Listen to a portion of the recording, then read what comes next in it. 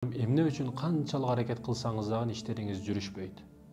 Түйшүк үстүнө түйшүк, проблема үстүнө проблема, кыйынчылыктар бир гана сизге эле келе берет.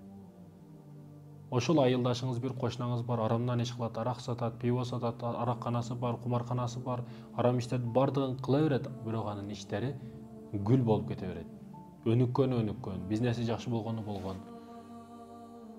Каалаганын жейт, каалаганын ичет, каалаганын жашап атат, бирок сиз канчалык аракет кылбасаңыз, адалга жетейин деп аракет кылганыңыз сайын, адал сизден качкандай, сиз ага жетпегендей боло бересиз. Эмне үчүн, урматтуу мекендешим?